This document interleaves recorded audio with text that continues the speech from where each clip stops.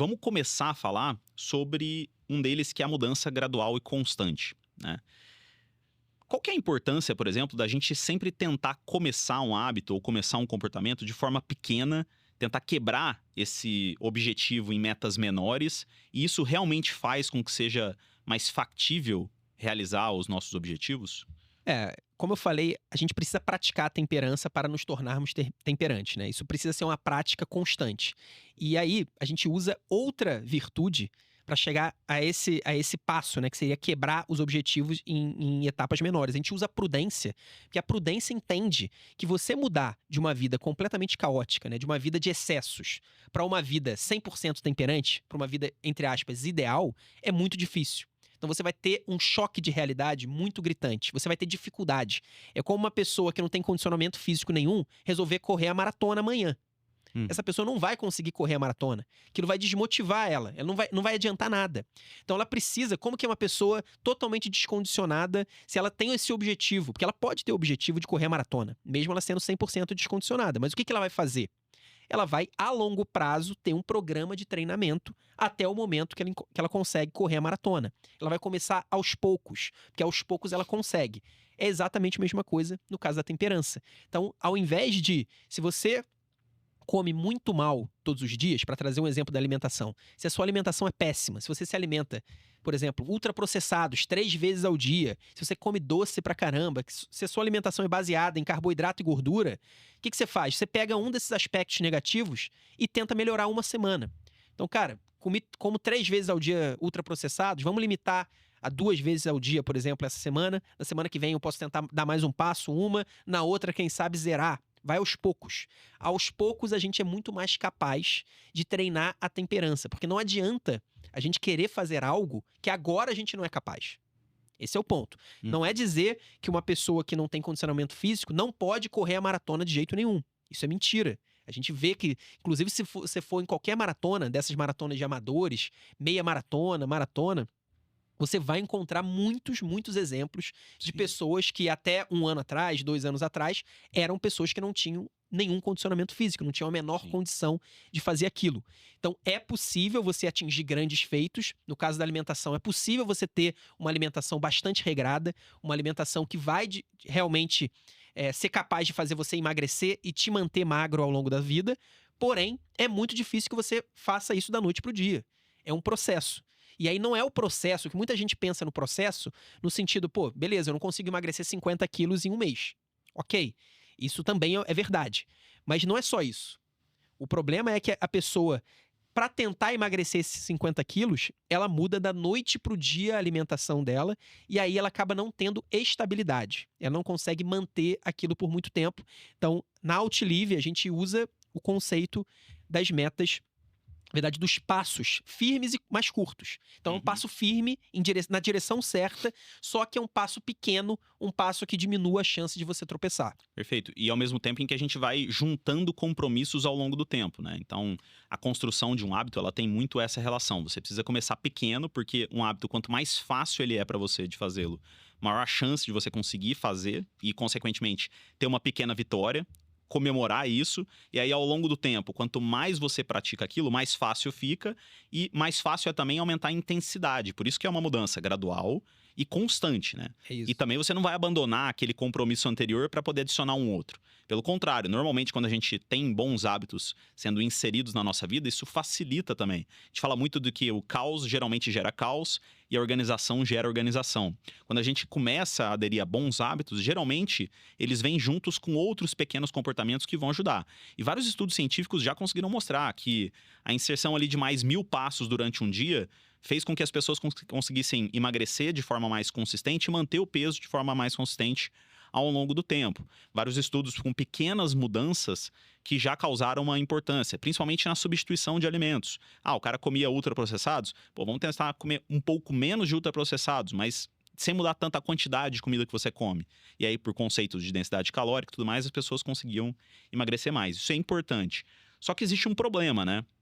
Tudo bem, eu preciso começar pequeno, eu preciso continuar praticando, né, de forma constante. Só que como é que eu sei se eu tô indo no caminho certo ou não? E aí surge um segundo princípio do treinamento da temperança, que é medir para aprender e melhorar, né? Porque a gente só consegue mudar, influenciar aquilo que a gente consegue medir.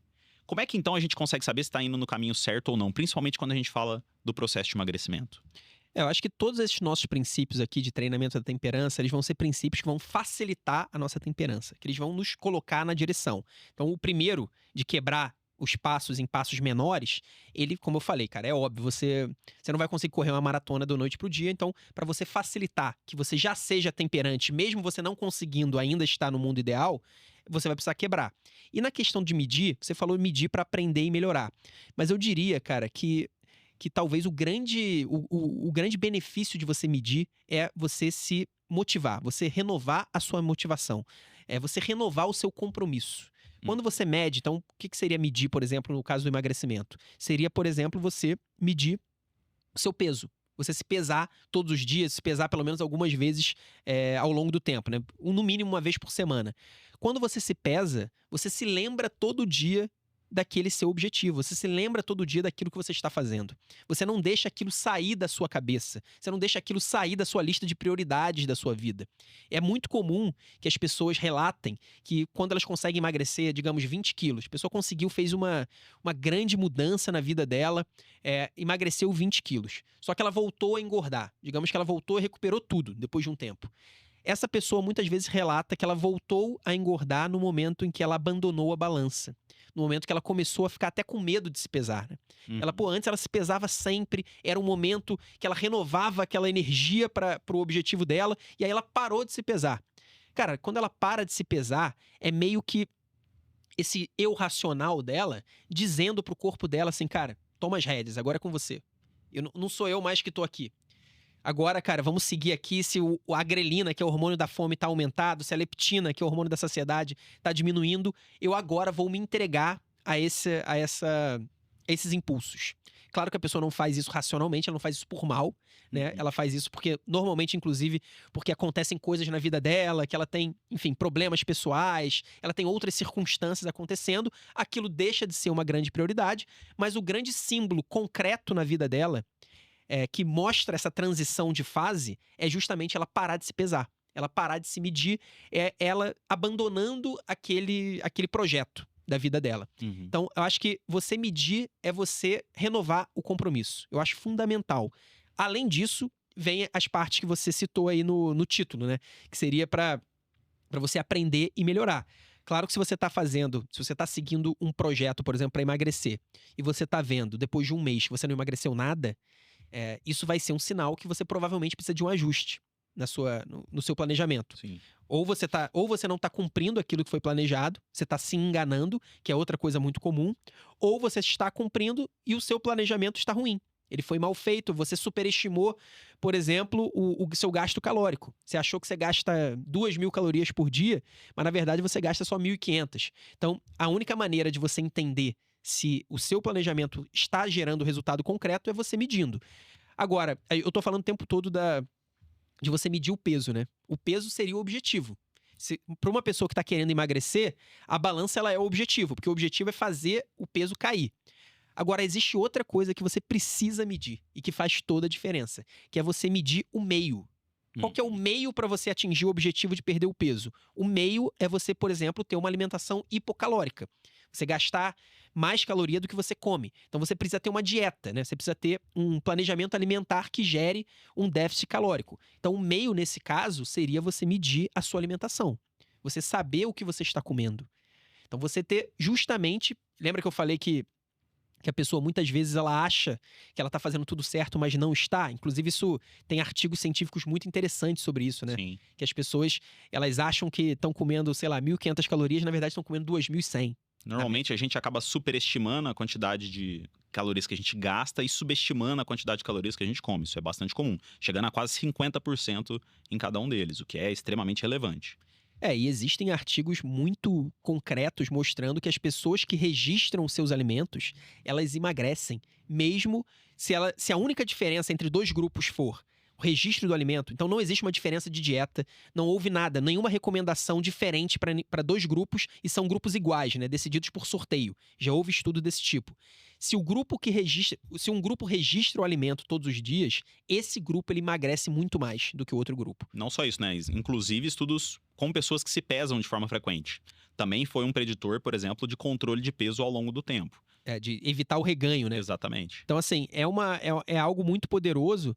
E aí muita gente fala, pô, Eduardo, mas isso é chato pra caramba, cara. Eu vou ter que ficar meio obsessivo com a minha alimentação, com o que eu como. E eu diria o seguinte: a obesidade, ele é um problema muito importante de saúde. Não é um problema menor. Pelo contrário, um problema gigantesco. Junto com o cigarro, são os dois maiores problemas de saúde pública no mundo. Isso que as grandes organizações de saúde já falam. E tem tudo para ultrapassar o cigarro, tá? Porque Sim. a obesidade é um problema crescente. Então é um problema gigantesco que gera todos os tipos de consequências ruins para a pessoa, né? Desde problemas físicos, digamos assim, em termos de diabetes, hipertensão, aumento de risco cardiovascular, aumento de risco de demência, até problemas também psiquiátricos, né? Uhum. Correlação com depressão, correlação com ansiedade, correlação com vários problemas de saúde.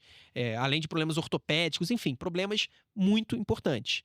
E se a obesidade é um problema fundamental de saúde, e a saúde é uma das prioridades, ou pelo menos deveria ser uma das nossas prioridades da nossa vida, eu diria que o combate à obesidade ele tem que ter um grau de prioridade alto na sua vida. Sim. Então eu não estou falando aqui que a pessoa tem que priorizar a alimentação, registrar a alimentação, se ela quer emagrecer 3 quilos por estética, para ficar mais bonita na praia. Não é isso que eu tô falando. Uhum. Tô falando para uma pessoa que tem obesidade, para uma pessoa que luta contra o sobrepeso e a obesidade há muito tempo. Essa pessoa, ela precisa ter um cuidado com a alimentação diferente das outras pessoas. Isso é fundamental. A gente tem que entender. Cada um carrega a sua cruz. Não dá pra gente esperar resultados diferentes fazendo as mesmas ações sempre. Exato. Então, assim, é chato, você não gostaria. As pessoas querem normalmente. Eu ouço muito, né? As pessoas falarem, cara, eu queria simplesmente comer sem preocupação.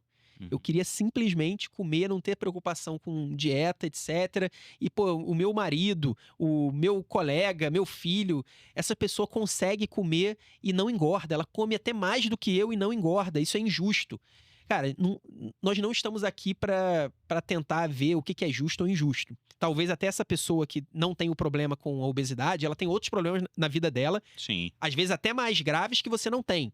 Então assim, mas independentemente disso, não é dizer se é justo ou injusto. É dizer que isso é fato, você tem esse problema, é um problema crônico, é um problema importante, então não é algo menor, não é uma coisa só estética, que até a mídia nos últimos anos tem feito uma campanha que eu diria que é uma enorme desinformação, como se a obesidade fosse algo estético, como se fosse possível, essa pessoa é obesa e é saudável, confundindo completamente, pensando, cara, essa pessoa é obesa e não tem nenhum diagnóstico de condições relacionadas à obesidade por enquanto. Mas quem garante que ano que vem ela não vai ter? Que há 5 anos ela não vai ter? Enfim, uma grande confusão que foi plantada na cabeça das pessoas, mas a gente está aqui, como o Jorge falou, para falar a verdade. E a verdade é que a obesidade é um problema importantíssimo de saúde e que a saúde deveria ser a prioridade ou uma das prioridades da sua vida. E, portanto, registrar os alimentos é sim uma arma extremamente poderosa. E se eu pudesse recomendar uma coisa para as pessoas aqui, talvez, você costuma fazer essa pergunta no final da live, né? Mas eu penso em outra coisa no final da live. Mas se eu pudesse recomendar uma coisa para as pessoas aqui, seria isso. Começar a se pesar e começar a registrar os seus alimentos. Não tô falando aqui em mudar nada, né? Olha só, eu tô falando só em começar a se pesar e começar a registrar os seus alimentos. Essas duas coisas por si só vão fazer uma diferença muito grande. E, enfim, falei pra caramba, eu queria até aproveitar, você que tá assistindo a gente, por favor, deixe o seu comentário. Faz sentido isso? Você em algum momento já emagreceu e depois voltou a engordar? Percebeu que você começou a fugir da balança em algum momento? Com qual frequência você se pesa? Dê um feedback pra gente, é muito importante. E não deixe de fazer essas duas coisas que eu falei. Comece, se você ainda não faz, né? Comece a se pesar e crie um registro dos seus alimentos. Usa bloco de nota, usa uma planilha, usa um caderno. Enfim, usa a forma que for, mas comece a registrar os seus alimentos, porque isso vai fazer uma diferença muito grande pra você. Perfeito. Bom, você falou um pouquinho sobre essa característica da temperança ser quase como um músculo, né? Que a gente precisa treinar para melhorar, para ganhar massa e para poder desenvolvê-lo. Mas a gente também pode fazer essa analogia porque o músculo geralmente ele cansa. Conforme quanto mais a gente usa, mais ele fica cansado e, consequentemente, menor a chance da gente ter um resultado interessante. E quando a gente fala sobre a temperança em si, existe um outro princípio que está muito ligado com essa parte de medir para melhorar, para aprender, que é o autoconhecimento aplicado, que é justamente entender que esse processo ele vai ser um processo que eu não diria que doloroso, mas que ele vai necessitar de um esforço da pessoa. E quanto mais a gente esforça a nossa temperança, menor é a nossa capacidade de tomar boas decisões. Então, logicamente, quanto mais forte, mais decisões a gente pode tomar e para poder fazê-lo. Só que ao longo do tempo isso vai enfraquecendo. Então é normal esperar momentos de altos e baixos durante o processo de emagrecimento. Só que a pessoa precisa entender isso e entender também que existem algumas situações em específico que vão fazer com que talvez a temperança dela fique mais fraca ou mais forte. Como é que a gente consegue identificar esses pontos? Quão importante é a pessoa ter esse autoconhecimento e aplicar isso no dia a dia dela?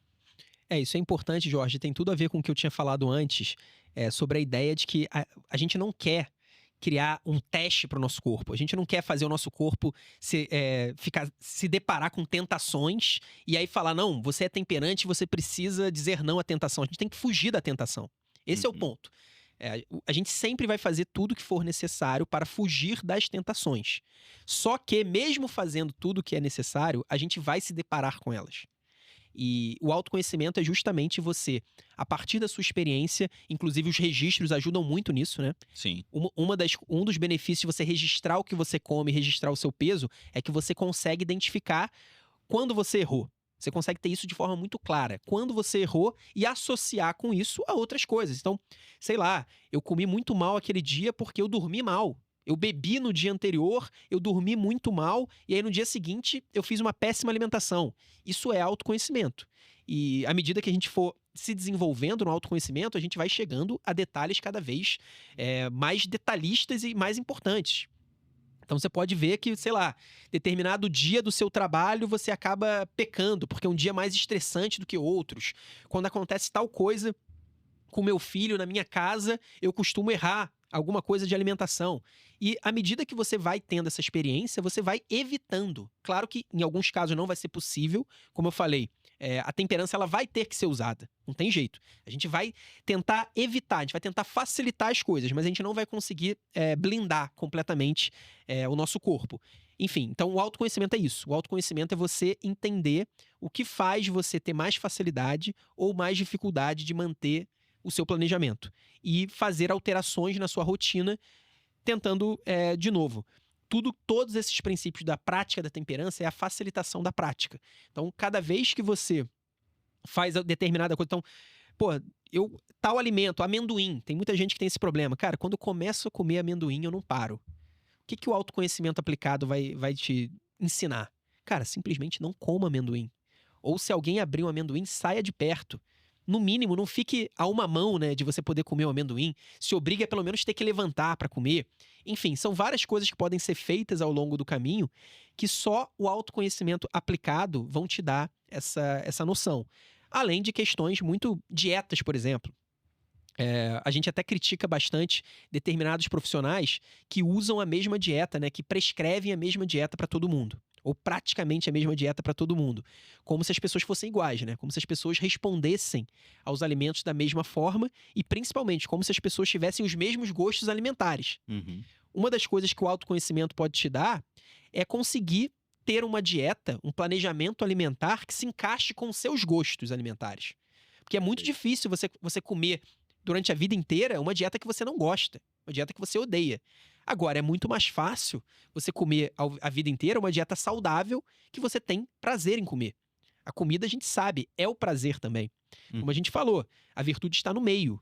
A virtude não está em negar completamente os prazeres, né? Não está em negar as inclinações do corpo, no sentido de, cara, você nunca mais vai comer tal coisa, você nunca mais vai comer A virtude está em ordenar aquilo para o seu bem, no caso, a sua saúde. Então você precisa ordenar a sua alimentação para a sua saúde, e nesse caso, o autoconhecimento aplicado, que muita gente tem o autoconhecimento, mas não aplica. Quando você aplica, ele pode facilitar muito o seu caminho. E você falou bastante sobre essa questão de a temperança ser um hábito também, né? E quando a gente fala da construção de hábitos, seja a construção de bons hábitos ou tentar abandonar ou substituir hábitos ruins, a gente fala muito sobre a capacidade da pessoa de fazer aquela atividade, né? Então, o quanto é fácil ou difícil para ela fazer aquela ação e qual a motivação realmente que ela tem. E geralmente a gente consegue mudar um pouquinho, modular principalmente essa capacidade, tornando um hábito ruim mais difícil e um hábito saudável mais fácil. E quando a gente fala sobre isso, não tem como a gente não falar sobre a influência do ambiente nas nossas ações, né? Então, como você bem falou, se eu tô ali do lado do amendoim, se eu tenho amendoim em casa, se eu gosto do amendoim, a chance de eu comer amendoim é muito maior do que se, por exemplo, eu não tiver amendoim em casa. Se eu gosto de amendoim, não tem amendoim em casa, para comer, pelo menos eu vou ter que sair daqui, ir no mercado, comprar o amendoim e voltar para casa para poder comê-lo. Então, modular o nosso ambiente tem um papel muito importante nesse processo de facilitar o hábito bom e dificultar o hábito ruim. O quão é importante a gente conseguir mudar, principalmente esse nosso microambiente, já que não dá para mudar de uma hora para outra a nossa sociedade. É simplesmente fundamental, né? A gente falou sobre a importância, por exemplo, dos pais criarem um ambiente melhor para as crianças, não engordarem, não, não terem um ambiente obesogênico, pelo menos dentro de casa, já que fora de casa é praticamente impossível. Então, assim, o ambiente molda o ser humano em tudo. Em qualquer área que você pensar, o ambiente ele vai ter uma influência muito grande no ser humano. Ele não determina, isso é importante, cara. Você não é obrigado a fazer algo porque o ambiente faz, mas ele vai influenciar, ele vai aumentar a chance de você fazer A ou você fazer B. E como você falou, a nossa sociedade, pelo menos a curto prazo, ela não vai mudar, e mesmo que a gente queira mudar, nós, como indivíduos, a gente tem muito pouca influência sobre a sociedade inteira, mas a gente tem muita influência sobre a nossa casa, por exemplo. A gente tem alguma influência sobre o nosso trabalho. Então, o nosso grau de influência ele vai mudando, ele vai diminuindo à medida que ele vai saindo da gente. Então, a gente tem muita, muita influência sobre o que a gente faz internamente, né? Sobre o nosso pensamento, por exemplo, o nosso eu interior. A gente tem muita influência sobre a nossa casa. A nossa influência vai diminuindo conforme a gente vai chegando no trabalho, conforme a gente vai chegando em pessoas da nossa família que não são da nossa casa, em amigos que não são da nossa casa, e vai se tornando cada vez menor à medida que a gente vai pensando na sociedade como um todo. Agora, o seu microambiente, tudo que você possa fazer, você precisa fazer. Então, é o que todo mundo já sabe, que todo mundo fala. Pode ser um pouco batido, mas é fundamental. É fundamental. Então, na sua casa tem que ter os alimentos bons, tem que ter os alimentos aliados, não pode ter os alimentos que vão te atrapalhar. Se tiver uma pessoa sabotadora, entre aspas, na sua casa, você pode e deve conversar com ela. Às vezes você não vai conseguir convencê-la inicialmente, mas se você continuar fazendo o que você está fazendo, ela vai começar a enxergar o resultado em você. Não só o resultado da perda do peso, né? Mas ela vai começar a enxergar um resultado ainda mais profundo, que é esse resultado que a gente está falando hoje, que é o resultado de você se tornar uma pessoa cada vez mais temperante, uma pessoa que tem um autocontrole, uma pessoa que tem um autodomínio, e isso é perceptível. Isso é perceptível. A gente pode pensar naquela pessoa, como eu já tinha falado, aquela pessoa que era obesa e que emagreceu e continua magra. Você vê que o que mudou naquela pessoa não foi só o peso. Não foi só o peso, e olha, quando eu falo só o peso, é só entre aspas, né? Porque o peso, como eu falei, envolve muita coisa na saúde. Então a pessoa, claro, tem muitos benefícios na saúde dela. Mas além disso, ela tem uma mudança psicológica muito profunda. Ela se tornou uma pessoa temperante, e para uma pessoa obesa, esse é um ponto importante, né, Jorge? Para uma pessoa obesa, como existem alterações fisiológicas concretas, reais e bastante fortes no nosso corpo, que fazem com que a pessoa queira comer mais, então realmente a pessoa tem uma dificuldade muito grande. Não é uma invenção, é uma dificuldade concreta. Quando ela, mesmo assim, mesmo tendo essa dificuldade, ela consegue emagrecer e se manter magra, cara, essa pessoa ela vai ter benefícios muito maiores do que o emagrecimento. Ela vai ser uma pessoa muito temperante em outras áreas da vida dela. E a temperança, cara, é uma das virtudes cardinais, né? Uma das virtudes que origina todas as outras. Então, assim, é uma pessoa mais preparada para a vida em vários desafios possíveis.